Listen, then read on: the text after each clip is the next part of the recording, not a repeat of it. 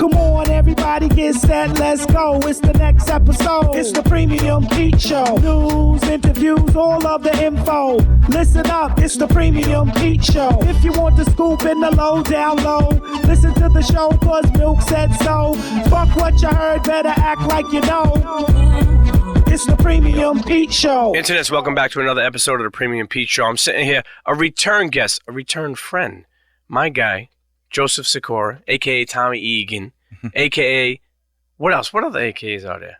So many. I've been acting for over 26 years and have over 36 television shows, a dozen films, and over 50 plays, including Broadway. Man, just talk your shit. I mean, you know, that's how you start your resume off. I just did three films this over this break, the hiatus during Power. One was called Motivated Seller with Michael Ealy, Megan Good, and Dennis Quaid, and myself. How is Dennis Quaid? Fantastic. How is he to work with?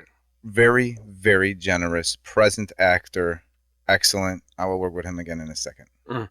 You know, Power has obviously took off. You know, your role specifically has been amazing. Thanks, Pete. No, I'm really, because, you know, you think about it, it's funny because knowing you, it's like you. But we hang out. You know me like a person. No, I know that. But what I'm saying is just the way you can act like that, it's such talent. You know what I mean? Like, not everybody, you know, you have a talent. Thanks. So being able for the world to see that, and how much has that changed you? Meaning, like, now you get more offers and stuff like that. Are you? Yeah, there are more offers, but very little. I think that people think that this is just a fast track, and people also don't realize that I've had a career for, you know, far over nearly 3 decades, you know, since I was a kid. And then in high school, it was almost like, I don't want to be an actor. It's almost made fun of too much, and I'd rather go get into, you know, a little bit of mischief here and hang out with my pals and stuff. And then to come back to it in a collegiate sense, and then to depart from it again as a grown man and come back to it really as a calling, I think is significant. So it's been a lot, you know. It's been a lot. But Tommy is obviously the biggest thing I've done, Power, and I'm very grateful. How do you not get, like, pigeonholed into a role like that? Like, I think that you allow people to see your body of work before Power. I think that's slowly being reintroduced. I think people give me a lot of heat from playing the pregnant guy on Grey's Anatomy, which has been a big meme that's gone on social media. And people are like, how are you going to defend that? I'm like, defend what?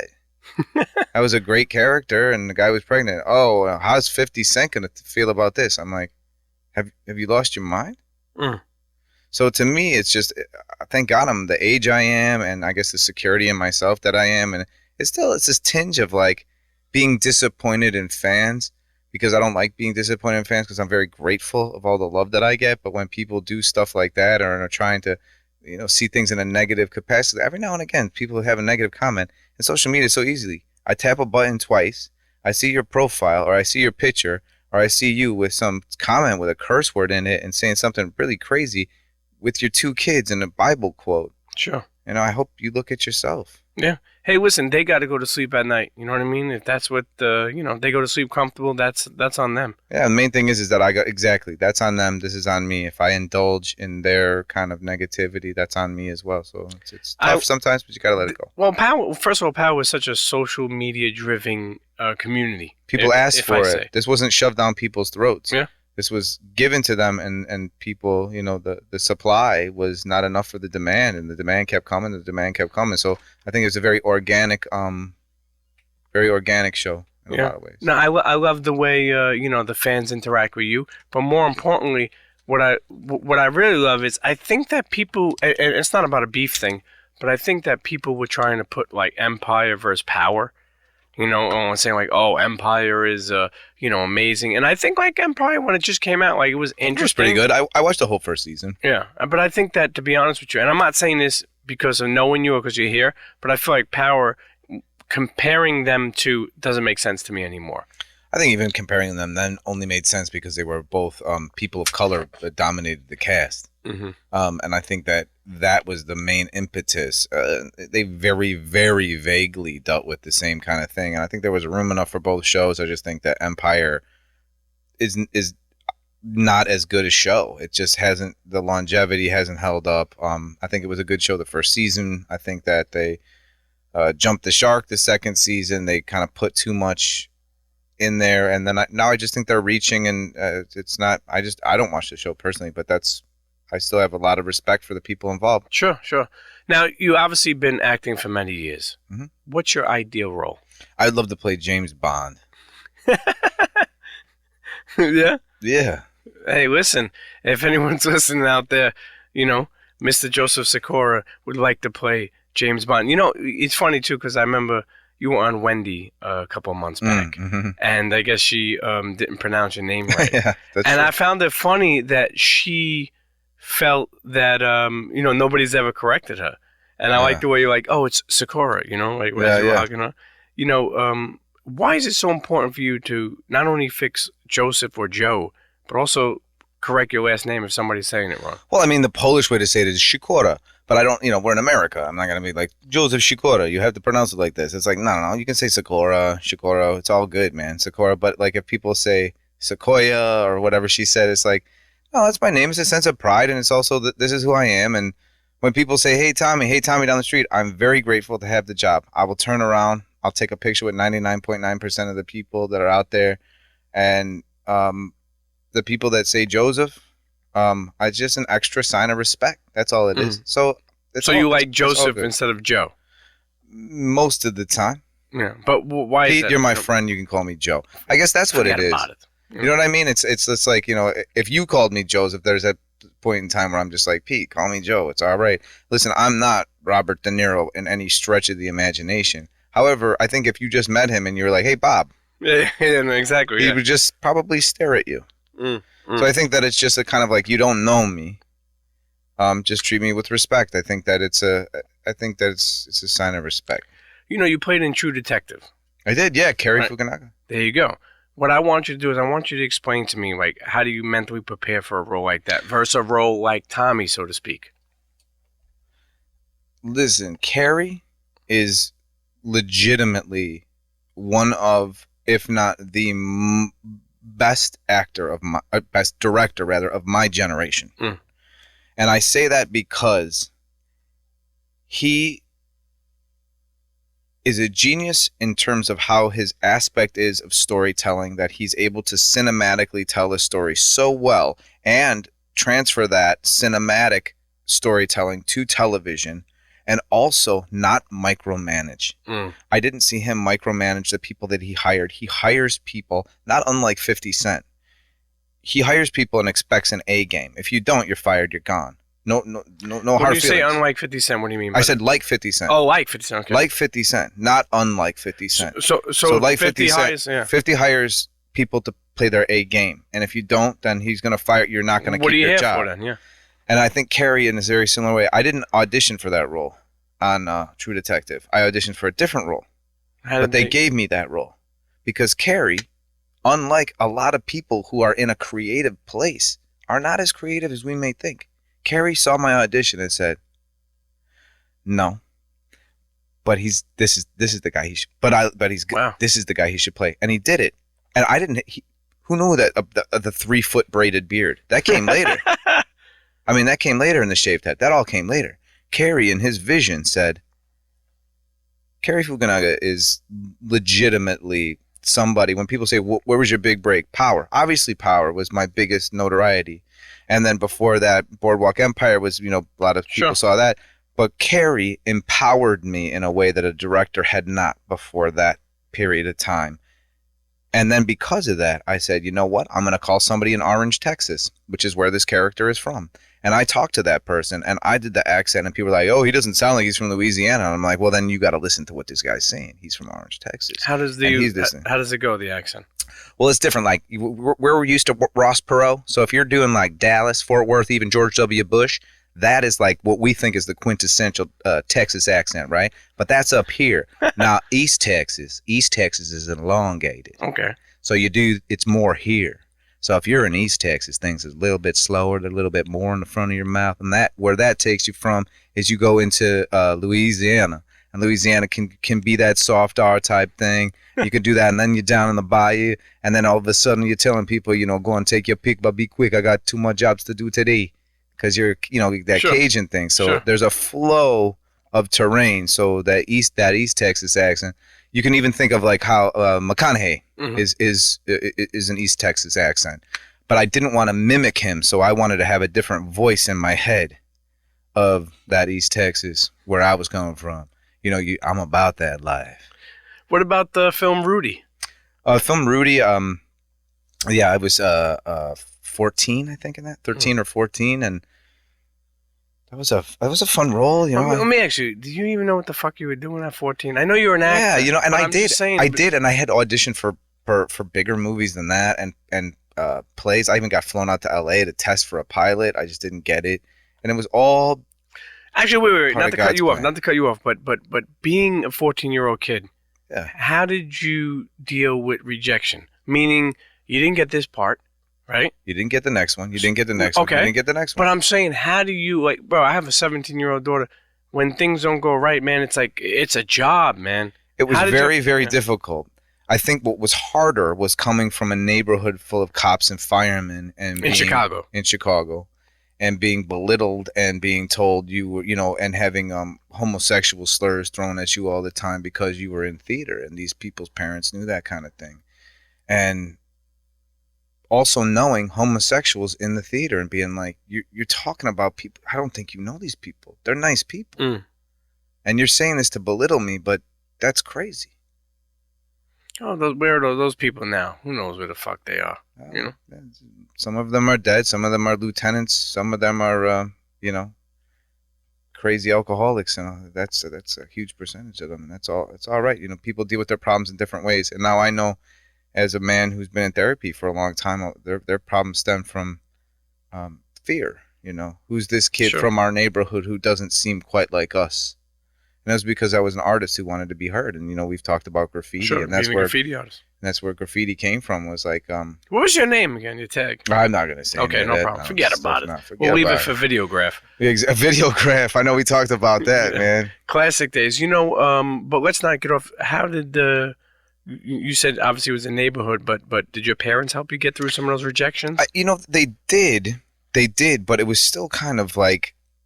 You know, I didn't do a whole lot of acting in high school, mainly because I wanted to do graffiti and hang out with my friends, and, you know, my poor parents, who were just like, all they wanted to do was take us to, you know, they're like any kind of probably ethnicity family, but any kind of Polish family certainly is. They, you know, after they came over, and then, you know, just trying to get further and further out of the middle of the city and down, they call Milwaukee Avenue, which we grew up not far from Polish Broadway, and the Polish fans would always make it further and further down Milwaukee until you were in the suburbs. And they just kept trying to, you know, my dad went from a place from being a janitor and working his way up, and then getting a business degree, and kind of just pushing forward and really striving, and having both of my brothers be incredibly intelligent and try to push that through. I'm not stupid, but that wasn't my forte, and I think it was difficult for my parents to embrace me as an actor.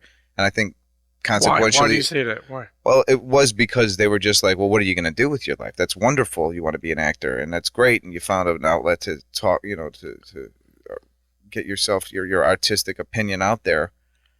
Because my mother is an artist. She's a painter and a drawer, and she was fantastic. She's just wonderful. Is it because people back then didn't foresee people to be able to do things that were not so normal?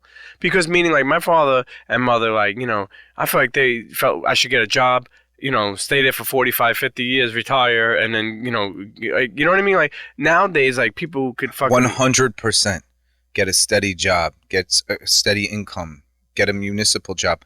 I mean, most of the people from my neighborhood, that's what they did. You know, they were policemen or firemen or city workers, and I would be adept at that kind of stuff, especially with firemen. I got a little heroicism in me. Sure. I'm a solid guy. I work well with my hands. I'm pretty strong. I can get stuff done. Well, you killed a lot of people. Well, that's right, power. Exactly. Power. Power. Time to kill a lot of people. So I think that my father was definitely... What did Pops do? You said, I know you said he was a janitor? Well, initially that's how he started out after he left he used to work for the church when he was younger, the Roman Catholic Church. And then after he left, he was, he did grounds work, and then worked his way up into management, and then upper management, and then got his business degree, and then Worked for a place called Ingalls Hospital in Harvey, Illinois for, Nice. 15, 20 years and Hey, supported listen. the family. And he also bought 6-flat buildings. In Chicago, we call them flats. You mean in property investing? Mm-hmm. Nice. 2 flats, 4 flats. So he bought a 6-flat, and which was really, for all intents and purposes, a second neighborhood since 1980 for us. And just watching that neighborhood change and being there a few days a week, every week, and every single weekend. It was a block away from Wrigley Field. So that was before they called it Wrigleyville, when they just called it Lakeview. So Yeah. it was just interesting. Now let me ask you. You spoke about your brothers, and so how many brothers do you have? 2. Okay, one of them I met, Albin. and you told me that he has like a genius IQ. He does. How growing up in your family, mom and pops in Chicago, how does someone? Could you ever put your finger on how you obtained to have a genius IQ? I think one of the things when I just noticed how superior he was in thought to other people was he was the only person I had ever met once I was in college and he was in high school. We're 4 years apart to the day. He was the first person I ever heard articulate about not caring what grade he got, no matter what pressure it was from the parents. That he just wanted to actually learn the material. He didn't care if he got an A. He didn't care if he got an F. He was there to learn what they were teaching. Mm. And I know that sounds pretty elementary, but it's not. I think we all know that. You work for that grade. Sure. How do I get that A? And he truly didn't care. Mm. What's your relationship like with your brothers? My best friends. Yeah. That's beautiful to see. How does that maintain? How does that happen? By keeping in touch? I think we all have a strong faith. We're all strong. We're all still practicing Roman Catholics. My older brother is a Catholic chaplain. Albin is still very involved with the church in D.C. Albin and I were both parishioners of St. Joseph's in the Village for years. I'm now loosely call myself a parishioner of St. Paul, St. Agnes in Brooklyn, but Monsignor Joe, if you're listening, which you're not, could stand to be a little nicer. Yes. Stop being... A little more inclusive. Be a little more nicer. More inclusive. Before Tommy Egan comes more and gives you a crack. Listen, some people travel on the weekends. That's why I'm not there every week. He's got to understand. Yeah. But anyway, you did something with your brother recently, which I felt was, I said, man, them checks are coming in because you did something crazy. And you remember that? You've been traveling, no phones. No, we went. Yeah, we where went. The fuck? Tell the people where you went. We went on a silent retreat to Gethsemane, Kentucky, with the Cistercian monks. People know them better as the Trappists, but the Cistercian was an order started in a little after 1000. And so. How long is this? How'd you find out about this? My brother and my father did it 2 years ago, I believe. And so it was just something you think about. You pray 7 times a day, and the prayers start at 3:15 a.m. and they end at 8 p.m. and you get meals in between, and it's silent, but you're still praying and you're singing with the lay people and with the monks, and it's just peaceful. It's time for self-reflection. I think people are scared of it because you have to listen to your own thoughts. Sometimes that can be a scary place to live. How long was this again? It was 5 days. And you could go for longer, but is it expensive? Or? No, it's free. Really? You pay what you want to pay. So okay, it's like a donation. Yeah. I paid what I usually pay at a hotel room, so that's what I paid them. Mm-hmm. And what did you get out of it? You personally? Yeah, a lot of stuff. I asked a lot of questions, mainly about just how I could be a better husband to my wife. I think I'm a good husband, but I think I could always be better and listen more and hear her more. And I love her very much. And sometimes I think with how busy we are in this business and how the personal demands on introspection as an actor, I think can cause you to isolate yourself or just be more in tune with your own needs and thoughts than your partner's. And if you want to be in a relationship, you have to be in tune with not only your partner, but your friends, your best friends. You got to ask questions. You got to be truly interested in them, not just yourself. Sure. And I think that my relationship with the Lord, with Jesus Christ, helps me with that. I ask questions and I get answers. Yeah, I think it's important to be mindful of wanting to be a better husband, because I think this world sometimes is so noisy and busy, and it's not easy, man. Look, I get mad attention by beautiful women, and it is nice, but to remind yourself that this is all smoke and mirrors. It's smoke and mirrors, man. People Tommy this, oh you Tommy this. First off, I'm not Tommy Egan. Secondly, I realize what I'm doing on screen. I know what swag is. Look, I grew up in the city with dudes like this. I saw all the women that flocked to them. All I'm doing is mimicking things I saw. And truly, as an actor, that's why I'm a good actor, or hopefully better than good. Is I know what I'm doing and I commit to it fully. No ifs, ands, or buts. It's fully, and I think that's why it's translated as truth. And I think people think, oh boy, Tommy's got that swag, and he's like this and he's like that. Tommy is. Go look up Tommy Egan. Go find Tommy Egan. Boy, I want Tommy Egan. I'm like, have you been watching this show? You want Tommy Egan? Find Tommy Egan and get a nice headstone. Yes, there you go. How do you prepare your wife for like sex scenes, like with the one you had with Lala? She's in the industry. She's a makeup artist. She knows what's going on. That's how you met her. It is, yeah. On Boardwalk Empire, she did my makeup. She didn't date actors, so it took me a couple of years to get a date with her. Yeah, you know, and it's a great that you brought that up, because I remember even like with my lady, when I met her, and she was like, I don't date industry people. And I'm like, I'm not from the industry. You know, she thought I was from the industry because I knew a lot of people. I was around the same people. I was like, oh, I'm not an industry person. Mm-hmm. And it took a while, and I'm sure like movie people are the same way. I think like, it's similar, yeah. You know what I mean? Where I'm because I don't know if it's for a woman, maybe she don't want to think her name is out there and mess with all these guys they told. I don't know what it is, but it had to be hard. I think it's to be nice. You don't shit where you eat. Okay, there you go. There you go. What were you just saying? We were saying, but how do you prepare her for it, though? Do you have to say I don't. I tell her. I say, oh, God, there's sex scenes. There's now who's it with, this and that. And she knows everybody. She knew Lucy Walters. She knows La, who's fantastic. La is so great. People are like, man, Melo's coming after you. I'm like, you think I don't know Carmelo Anthony? Yeah. I know Carmelo Anthony. Yeah. Carmelo Anthony's a great guy. He doesn't care. As long as you say that she didn't smell like Honey Nut Cheerios, then you'll be all right. Smell, tasted. Yeah, I'm okay. I'm my bad. Yeah. Now let me ask you something. That's all love, man. Listen, Lala is a gorgeous woman. That's a hell of an actress. And she's fantastic. And I think that Power this season, I think, is the best work she's done. But she's only getting better. She's continuously committed. She's super sexy. I didn't mind having the sex scenes with her. It was great. Let me ask you something. But you don't indulge in that stuff. It's unprofessional, and that's not how you make an actress feel safe. Yeah.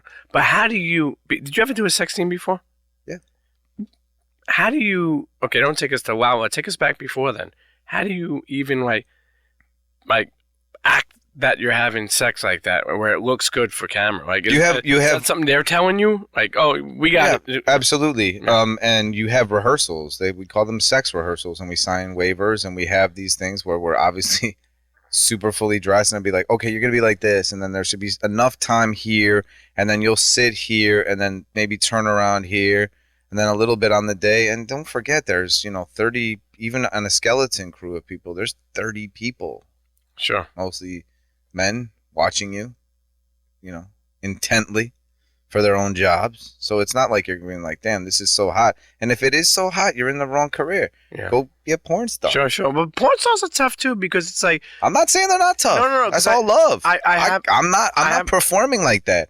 I had a couple of friends who were in the porn star business, and they would tell me like step for step, like it's like stop, okay, put it back in, stop. Like it's not what people think. Like it's like you got to be able to be on quick and demand, and you got hot lights on you. You know what I mean? It doesn't always work. So like my that. brain is going 3 million miles an hour anyway. If I had the capacity, I have a hard enough time sometimes. Even like if you think about yourself, like even if I was before my wife and you're with a girl and there's this, sometimes I'm thinking like, oh my God, the fucking food is rumbling in my stomach, and you're like this, and like, just keep it hard, just keep it hard. Like I had a hard enough time doing that. So it's like for porn stars, man, legitimately, I have nothing but respect. What I find funny is, I know she went on the Breakfast Club, and they mentioned you as the first time she's ever, I mean, even though she didn't mess with you, but the first time she ever messed with a white guy. We're obvioly kissing. There's no tongue, but there's first time she lips kissed a white guy. That's what she said. Hey, my first kiss was a black girl, so I was way up on her. But, when you think about it, it definitely had everyone talking, man. That scene, that particularly, you and her, I mean, it's amazing to me of seeing how people have grown with you. Like, these fans have grown with you. I appreciate wherever you're it going. very much. No, really. It's been amazing to see that, But, you look at something like this saying that the episode's leaked, right? The Power. Is that true? Well, I'm actually Star specifically asked me not to talk about that. Okay. No So problem. so I kept from what you said right that they leaked. Yes, they leaked. I didn't even realize how many leaked or whatever that is, but specifically the network asked me not to speak about it. Yeah. It's okay. Or even be on social media. They asked me not to answer anybody about They it. said, listen, put a fucking zip on the mouth. You don't say nothing. You know? Uh, Now, how long is? Do you know how long a Power Star's contract is? Because meaning like before they could go somewhere else. Because you hear all this bullshit talk about 50 wants to take it here, wants to take it here. Well, unlike Timmy talking to TMZ, I will tell you a little bit about the logistics of that. And part of that is 50 is the originator of the idea, which came initially from Mark Canton, our executive producer, through 50 Cent, and then they found the showrunner Courtney A. Kemp. Now, the Writers Guild of America is in charge of who they give credit to creator status of the show. Courtney deserves every bit of that creator status, but that is because she wrote the pilot to the show. Okay? So that's how the business works.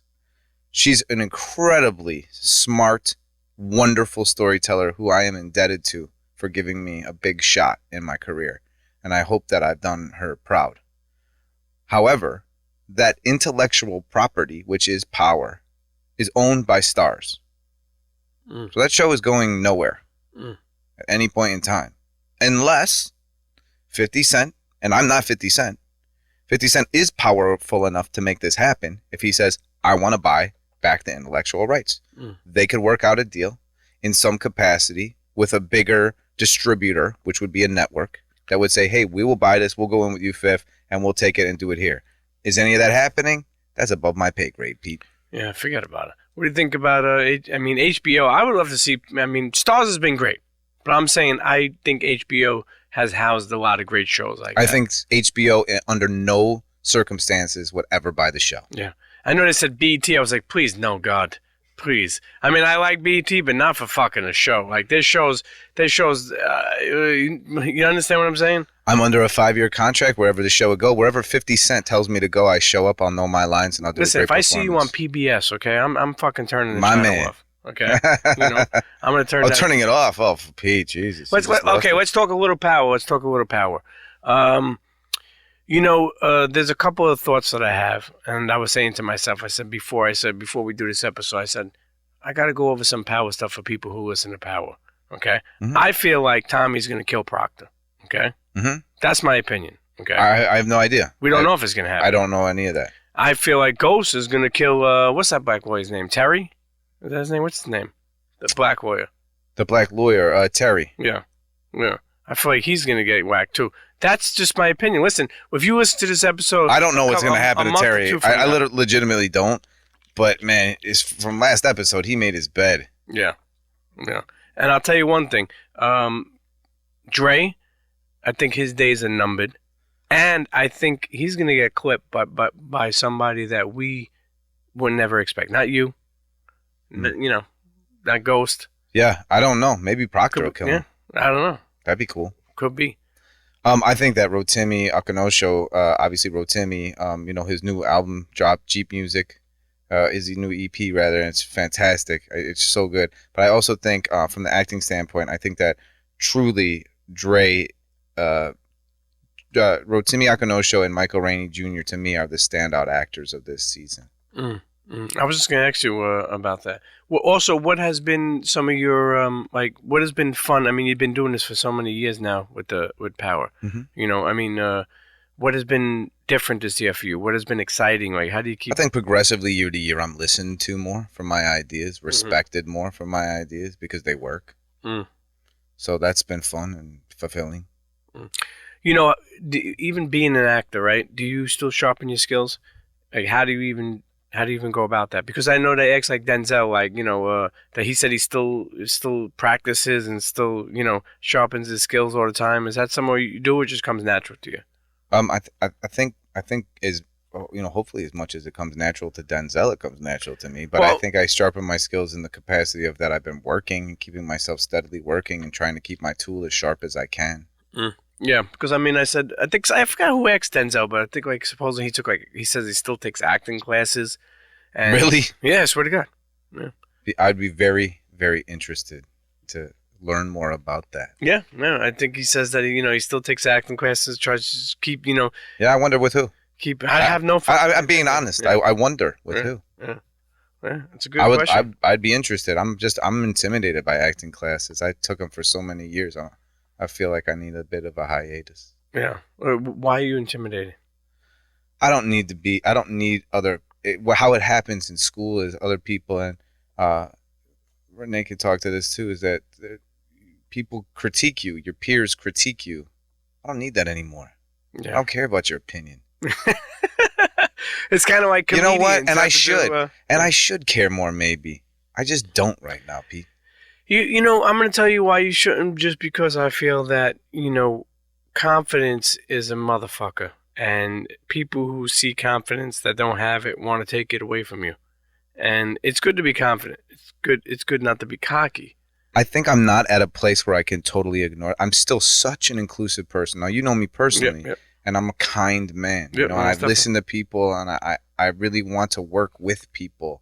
I'm not this kind of standoffish character, and I'm not able to not listen, because I think that's one of the things that makes me a very present actor, is I'm actually present, and I'm actually listening to the other actor, which is also how I can change my performance depending on how the actor gives me their performance. A lot of actors can't do that, it's just not as much fun to play with them. Omari Hardwick is an incredibly gifted actor, and I think that we're similar in the way how we approach the craft. So it's always fun to work with Omari. Not everybody is like that, though. So I think that if I was more able to hear somebody, if I took a class and somebody was just like, well, and you're like this, and this is what I got, and just be like, that's bullshit. I don't care about this person. But I'm not there. I would listen to them so intently, and I think that I would spend a lot of time combing with a very thin comb to find the validity of their opinion. I don't need that shit right now. You obviously were able to form a great relationship with 50. We spoke about this before, but for people listening now, forget about power for a second. What's your feelings and thoughts of your relationship with 50? Well, I think 50 is certainly one of the smartest and most steadfast businessmen I've ever met. I think that he is an inspiration to anybody who says, you can sleep when you're dead.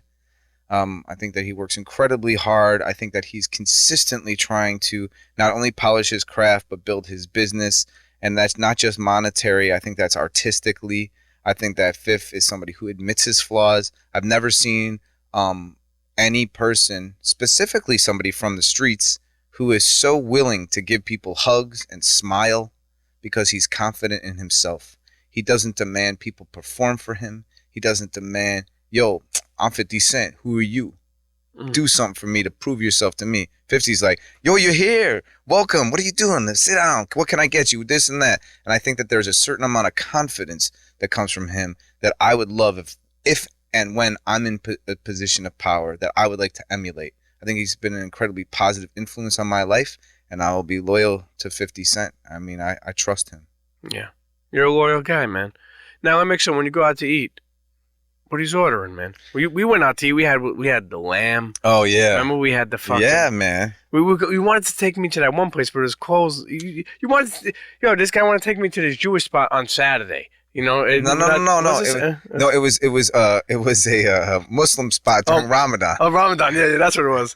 And we were like standing outside, and we're like... I'm like, yo, it's closed. I'm like, it's closed until 5. Damn, it's 3 p.m. Or maybe it was closed until 7 or something. It was closed until, sundown. I'm big into food. I love food. Yeah. What is you and 50 go out to eat? What do you celebrate success with?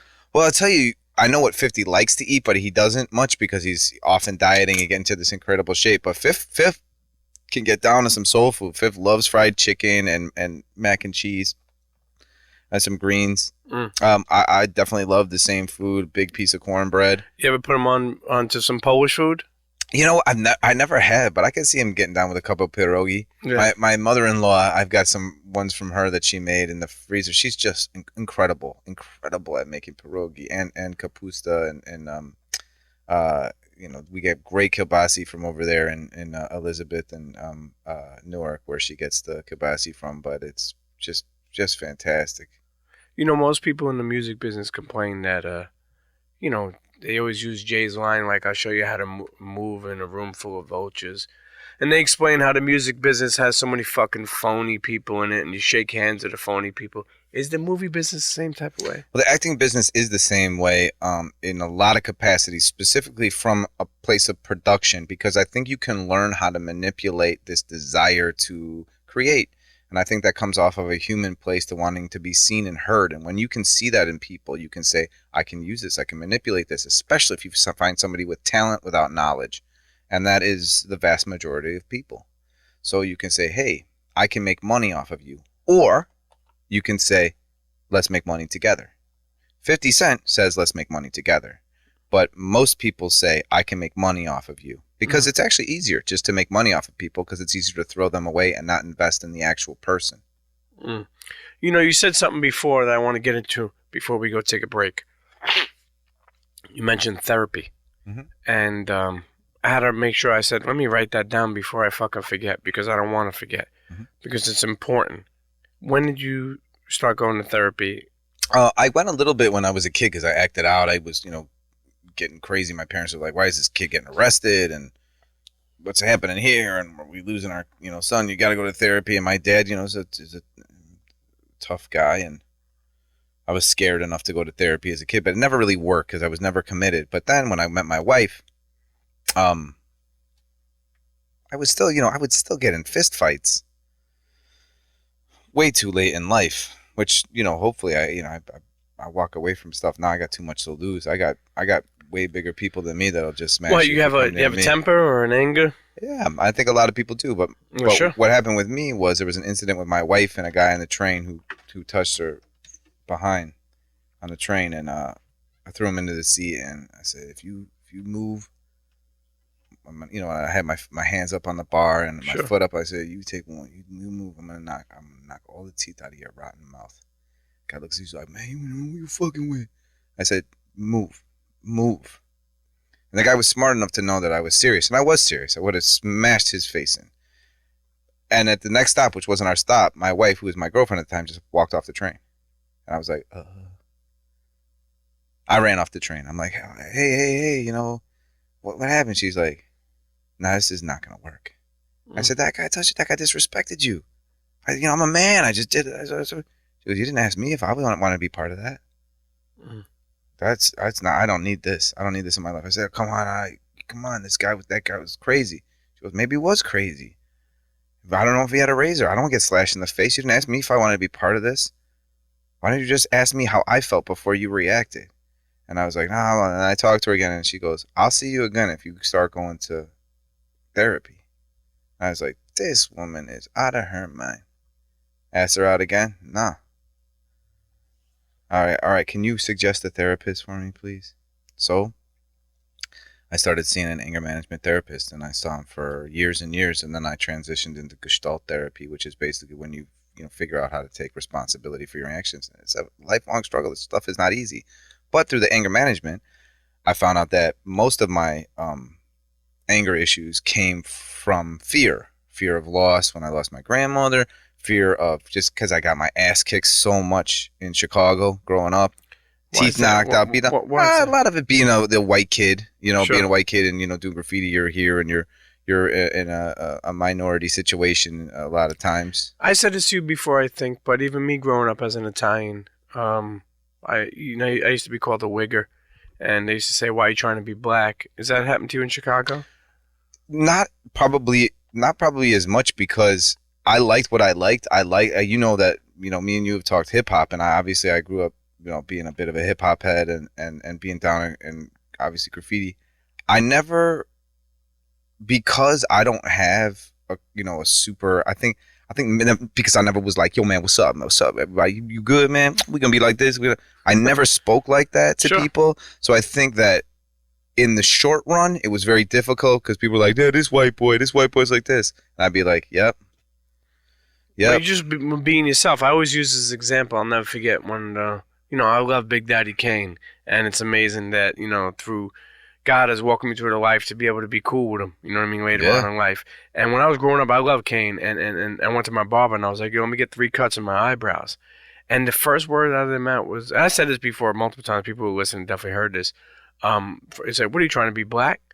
And I said, nah, I'm trying to be like Kane. Because that's what Kane was like everything to me, man. Like, My brother had a job at McDonald's. Albin, who you met. Yep.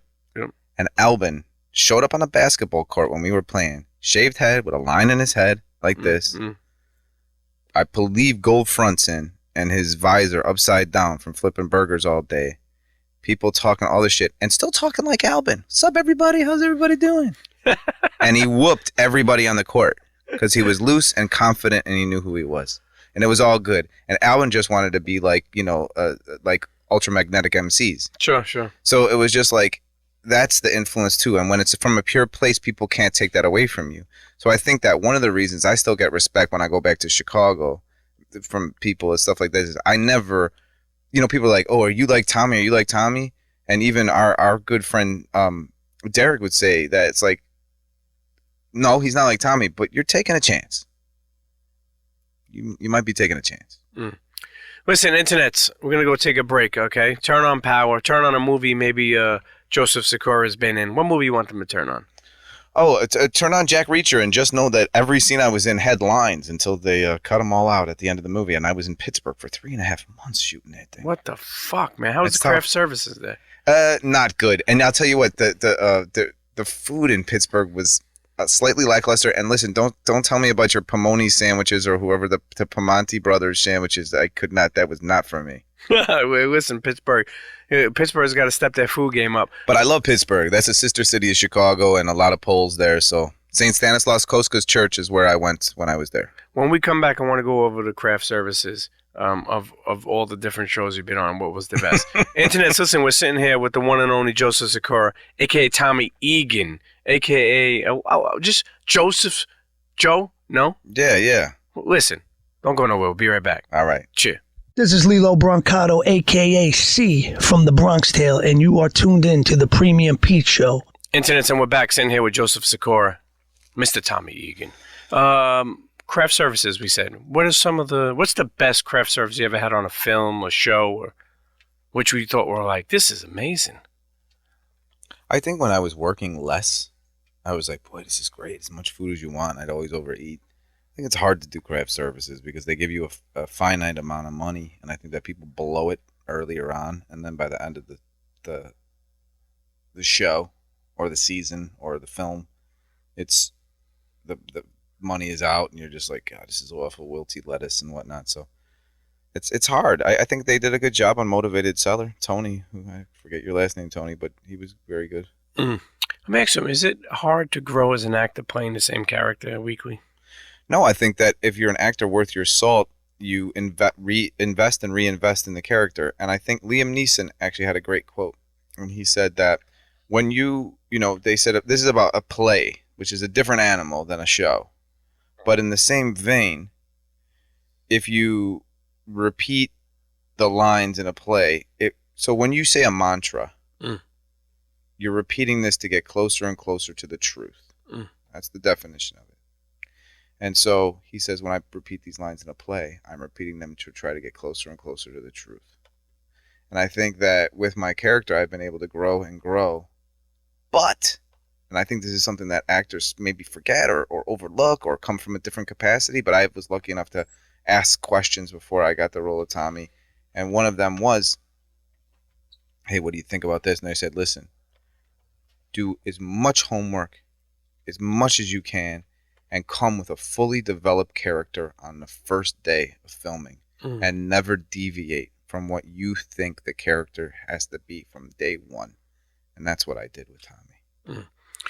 Some critics claim that this season's been rushed. Have you heard that before? You heard someone say that? Yeah, I mean, I should probably be politically correct about this, and so I'm not going to get too in-depth about it, but I will say that I think that there's been a significant amount of edits, which has sacrificed storytelling. Is there a reason behind that many edits? They overshot. But that said, I think that they did a fantastic job editing. I just think that probably next year it'll be even better. But that said, fourth season has been our best season so far. So, it's going to keep progressing in the right direction. You ever get to a point where, like, when they edit something and something you don't like? I remember when somebody I was doing a video when we had the Combat Jack show, and they edited to a point where I was like, "Yo, they got me looking crazy out here." You ever, and I actually said something because I didn't like it. But then, when I looked at it again, I realized, what, it wasn't that bad. When I got, a couple people spoke to me. I mean, it wasn't obviously Stars TV. Yeah, but I think it's a similar case. You want to be represented well. And Absolutely. yes, I think that all the time. And who do you just live with it, or you got to just call somebody up? I just live with it. It's above my pay grade, man. And you know what? Unlike a lot of actors, I know my place. Yeah. And my place is to show up and make the best choices I can make on the day and then leave it go. I'm not a producer on the show. Yeah. If I was, I would fulfill those my producer, what I had to do, put those checks in those boxes. But that is not my case. And I think that a lot of actors have a hard time doing that, or they throw fits.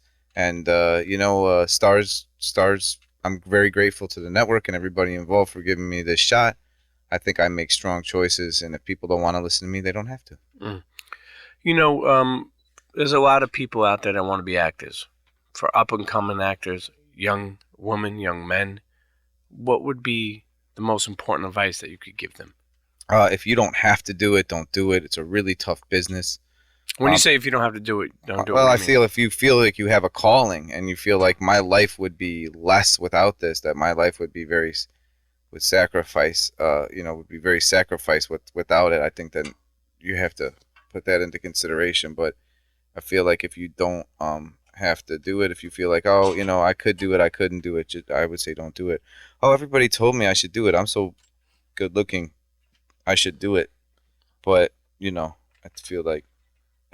feel like if you don't have to do it, then don't do it. Mm.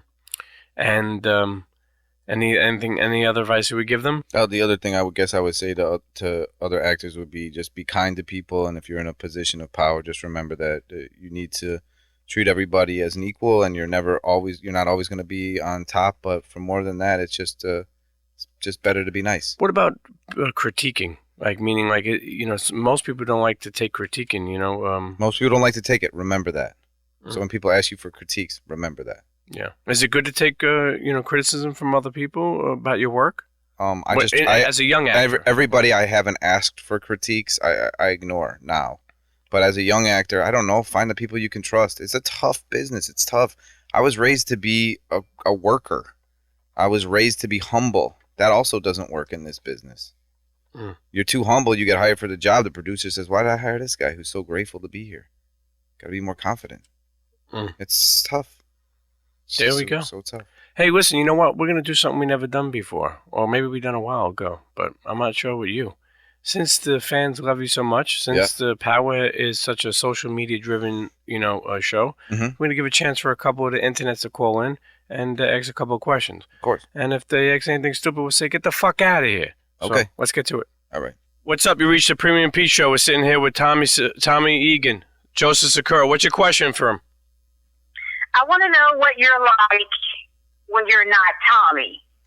Are there any similarities as far as the character you play on television versus who you are? Yeah. In what capacity? I don't sell copious amounts of powder, and I don't kill my girlfriends. He's a good guy. I absolutely, oh my God, I love you. Oh my God, I mean, thank you. These are the best days of the week for me. I cannot wait. I love everything about you. Thank you. Thank you for calling. Yes, sir. Okay, bye-bye. Thank you for calling the Premium Pete Show. Sitting here with Joseph Sikora, a.k.a. Tommy Egan. What's your question for him? I asked how had being on the show changed his life. It's changed my life because I'm able to pay my bills as an adult man. And I'll tell you what, living in New York City is very expensive. And I'm just starting to make my way. My wife and I can, at least afford our rent. I think more than that, it's changed my life because as an actor, being artistically fulfilled, playing a character for 4 years and will be going on 5, has been a wonderful challenge. And I think the only problems I have in these past couple of years are champagne problems. So I'm very, very blessed and very grateful for all the people that have believed in me to getting to this point. There you go. Thanks for calling. Indeed. Thanks for calling the Premium Pete Show. We're sitting here with Tommy Egan, a.k.a. Joseph Sikora. What's your question for him? We could also say that in reverse, Pete. We're sitting here with Joseph Sikora, who's a human being. Okay. He plays this role. I want to know who is the most fun to be with behind the scenes. I hang out with Leela Lauren, who plays Angela, a lot. She actually lives close to me in Brooklyn. And she's also just a great person. She's super smart. So I really love hanging out with her. I hang out with Rotimi Okonosho, who plays Dre a good bit. We're on the road together every now and again. And he's also just a wonderful human being, warm, strong presence. But I like most of the people in the cast. We're very blessed in that way. Nice. Hey, kill Andre, man. Kill Andre. I'm going to do my best. All right, buddy. Thanks for calling. All right. Thank you, man. Thank you. Thanks for calling the Premium Pete Show. Actually, we called you. Low-key Nat, my lady's on the line. Do you have a question for Joseph Sikora, a.k.a. Tommy Egan? Do you have a question? Hey, Nat. No, now I'm all shy. You don't have a question? I don't have a question. Okay. Anything you ever wanted to ask Tommy Egan? Tommy Egan, oh my goodness.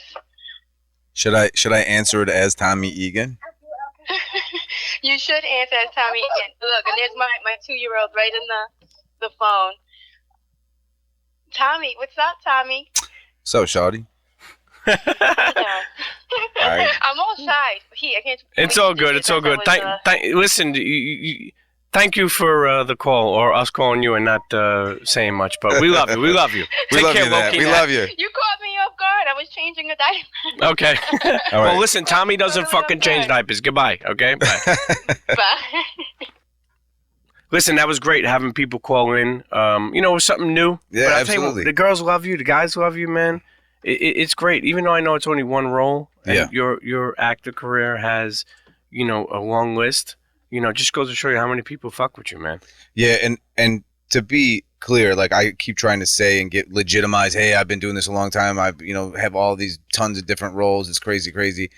But legitimately, Pete, as we talked about before, credit where credit's due. Tommy is what has made me popular in the public eye, and I'm very grateful to play this role, and I'm really, really grateful that the fans are so dedicated to the character. What's next for you?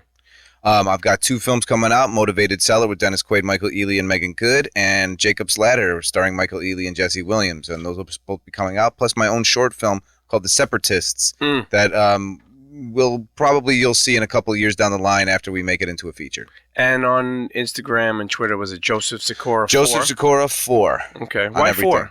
J4F, my crew back in Chicago. Forget about it. There you go. Listen, I appreciate you as a friend, as an actor, as somebody who is inspiring. I appreciate you taking the time to just not only drop by, but just continue to be a good dude, all man. Love, Pete, from somebody who loves pizza more than me. Oh, lastly, Chicago spots, because you're from Chicago. Let's give some love to my neighborhood pizza place, Phil's Pizza Doro on Milwaukee and Austin.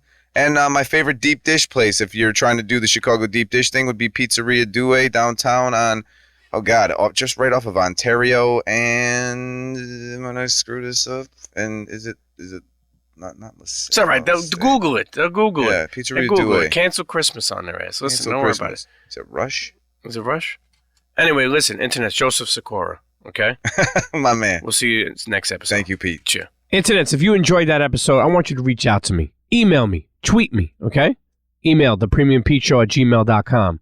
At Twitter, @PremiumPete, @PremiumPete on Instagram, @PremiumPete, @PremiumPete also. Let me know what you like. Let me know what you didn't like. And also, to all my small businesses or big business, no matter how small or big you are, you want to advertise with The Premium Pete Show? Get at me. thepremiumpeteshow@gmail.com, and we'll figure something out, okay? Now make sure you subscribe, rate, and tell a friend to tell a friend. And I'll see you next episode.